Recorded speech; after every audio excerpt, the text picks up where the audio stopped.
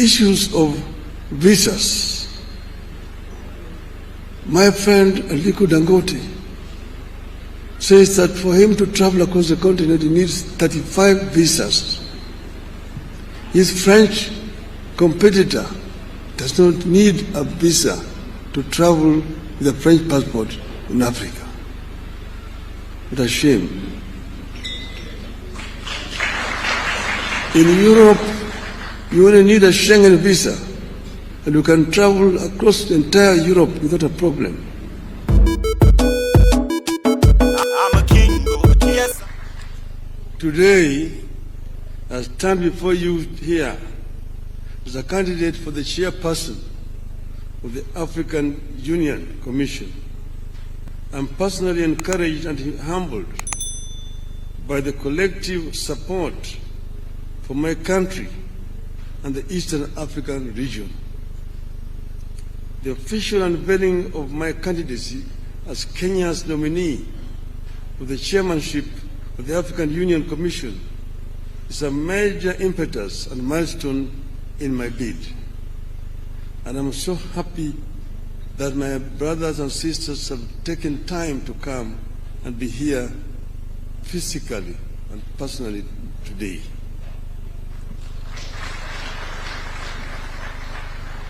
The history of Africa is replete of low and high moments. Africa is widely considered the birthplace of mankind, whose political organization was reflected in great kingdoms across the continent. And as of today, the oldest species of humanoid has been discovered in this region. So in Ethiopia, in northern Kenya, in Olduvai Gorge in Tanzania. So there's no doubt that this is the home of mankind. However, the continent has suffered slavery, colonialism, humiliation, repeated aggression, and internal violent conflicts. However, like the legendary phoenix, Africa has risen from the ashes of these historical atrocities to make a full-blown arrival on the global stage. Consequently, you have heard slogans such as African Renaissance and Africa Rising. Nonetheless, I envisage an Africa where our visionary sloganeering will translate into strategic action for the transformation of our continent. Unfortunately, even as we rise, our continent still grapples with emerging challenges and vulnerabilities, including identity conflicts and wars, hunger, poverty, violent extremism, adverse climate change, acute unemployment among our youth, transboundary pandemics and infectious diseases such as mpox and other threats to human security and dignity. My plan is to work with you, Your Excellencies, and make the AU more people-centered and serve the interests of the vast voiceless majority of Africans. The African people should feel the AU in their lives. If elected chairman, I propose to utilize the transition period to critically analyze the existing proposals for reforms and building capacity of the AU Commission. The ultimate aim is to follow up on the implementation of the reports so far formulated. Certainly, the story of Africa is not all gloom and doom. Thanks to the work Your Excellencies are doing, Africa has been on an upward and positive trajectory in recent years. In February, the African Development Bank reported that Africa will account for 11 of the world's 20 fastest growing economies this year. The continent is set to remain the second fastest growing region after Asia. I deeply appreciate your efforts in restoring hope on the continent, and it is my wish to have a chance to complement your efforts as AU chairperson. Excellencies, throughout my leadership and service to the public, I have noted the significance of defining strategic goals and appreciating the influence of political dynamics on the outcomes of these goals. So decision-making must be backed by a balance between policy and geopolitics. I plan to work with you, Your Excellencies, to integrate this continent. You are one people who unfortunately are trying too hard to separate from each other. I have traveled the length and breadth of this beautiful continent, and I have seen the faces of Africa's future. I was involved in peace negotiations in Burundi with Mwalimu Nyerere. I was involved as the mediator of the AU with the conflict in Côte d'Ivoire. I was involved in Mozambique. So I understand the continent. And I see the faces of our children, full of hope and energy, and unbound by the borders of yesterday. I dream of an Africa where those borders and colonial languages no longer divide us. We don't want to see Africans to be divided as Anglophones, Francophones, Lusophones. I want them to be Africaphones.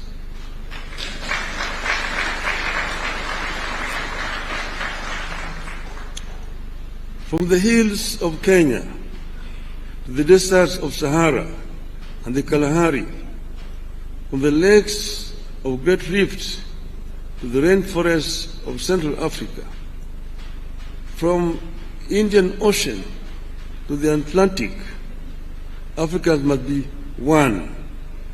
Its resilience and hope for a bright future transmitted to our young people. My selection to be Kenya's candidate is not about one man's ambition, but an African's journey to serve the motherland. Indeed, I plan to constitute my cabinet of chairpersons with a continental outlook. I'm grateful that friends and eminent persons across Africa have volunteered to engage in my campaigns from the West, North, South, Central, and of course, Eastern Africa.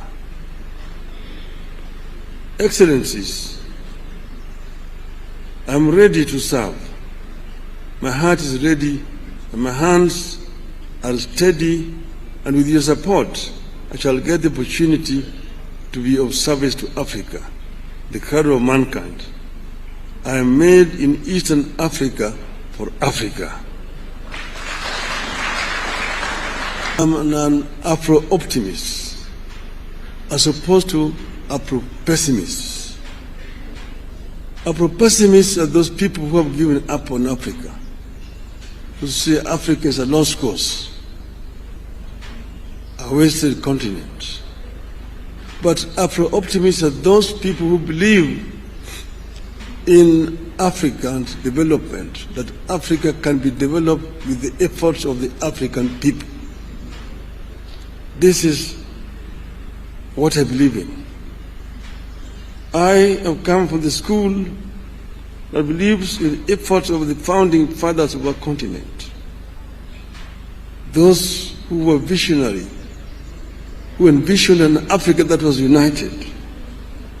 Kwame Nkrumah, Ahmed Sekou Touré, Gamal Abdel Nasser, the late Emperor Haile Selassie, Jomo Kenyatta, Jaramogi Oginga Odinga, Mwalimu Julius Kambarage Nyerere, Kenneth Kaunda. Those were some of the founding fathers of our continent, who believed that Africa will only develop if it is united. Nkrumah said that Africa must unite or perish. That is the school of which I'm coming. To be able to realize the dreams of the founding fathers, first we need peace on the continent. In 2013, they talked of silencing the guns. But in 2024, the guns are not silent on the continent. We will work to ensure that guns are silent so that we can be able to have a peaceful development. Africa is a victim of climate change. Africa today suffers from twin disasters: droughts and floods on the continent. Yet Africa has emitted very little of the carbon that is polluting the world. So Africa needs to be compensated. But this will not come if Africa goes to negotiate as individual countries. If you go and talk as Kenya, as Uganda, Tanzania, Nigeria, Mozambique, Egypt, or Algeria, the rest, those major offenders will not listen to us.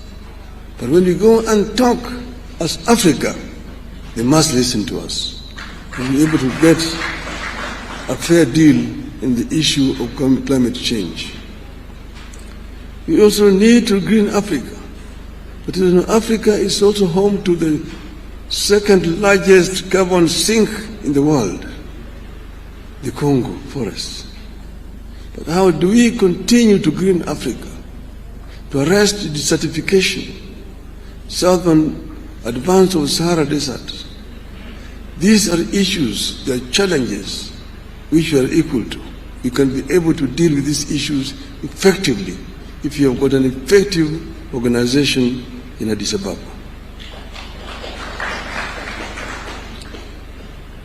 African youth today drown in the Mediterranean trying to get to greener pastures in Europe. It's a shame. We must arrest this trend and ensure that we create a conducive environment within the continent here. That this youth will not have to flee to go to Europe. And this will only happen if Africa works together as a united continent. We know that Africa is one of the richest continents on planet Earth. It is a paradox. The richest continent is also the poorest in terms of living conditions of its people. This we must put to rest. We should not continue to blame those other people who have exploited the continent. We have the ability to reverse this trend and get Africa moving forward again. Therefore, we need to be able to ensure that Africa uses the resources that it has effectively. We need also to ensure that Africa also trades with itself. Africa is wasting a lot of time searching for markets where they put very unequal terms to our goods coming from Africa. The inter-African trade today stands at only 15%. Inter-European trade stands at 70%. Inter-Asian trade stands at 60%. Even inter-South American trade stands at 35%.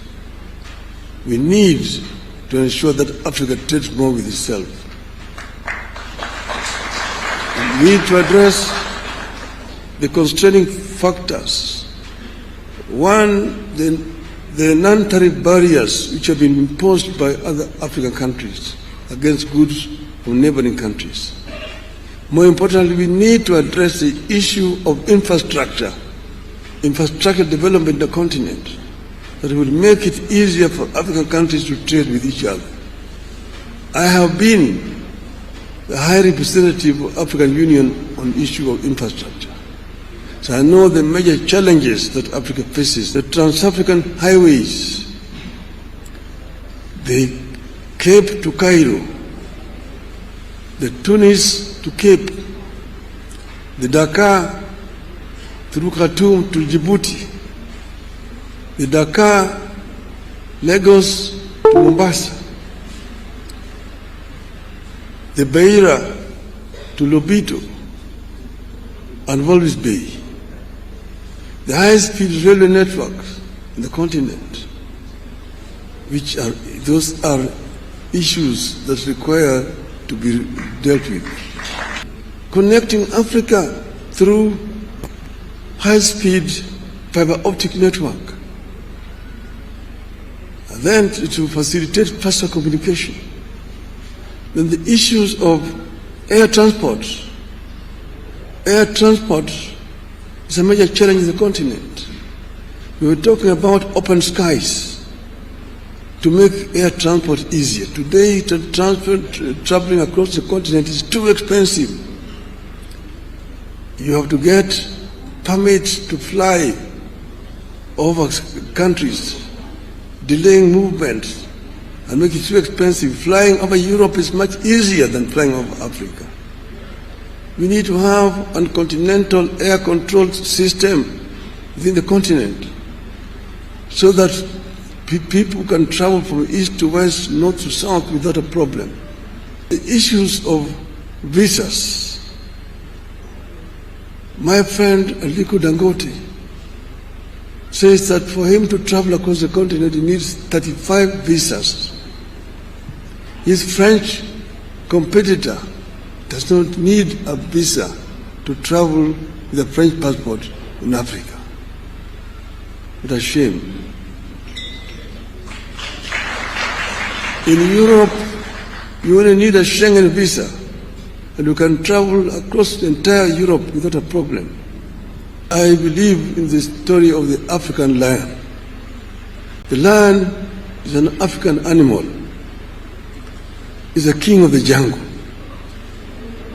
The Cameroonian national soccer team is called the Indomitable Lions. The soccer team of Senegal is called the Lions of Teranga. The soccer team of Morocco is called the Atlas Lions. Here in Eastern Africa, we call it the Simba. The king of the jungle. When the king roars, the jungle listens. So our story of the African lion. The African lion is giving a message to the Asian tiger. That you Asian tiger, you have danced on the stage alone for far too long. It's your time to quit. The European bear retreated to the North Pole long time ago and is freezing there in the ice. The American panther is also on the retreat. But I'm here as the African lion.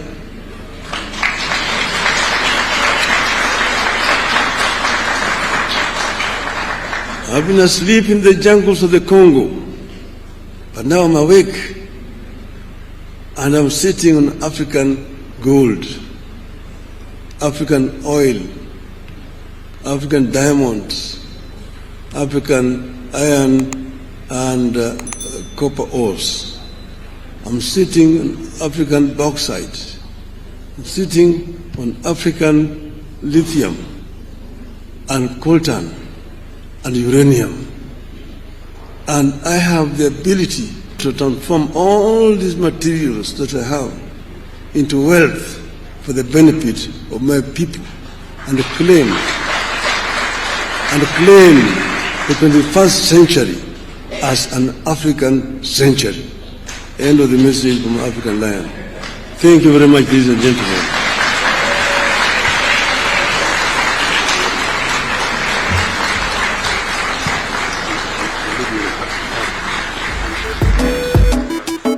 I'm a king, yes, I'm a king,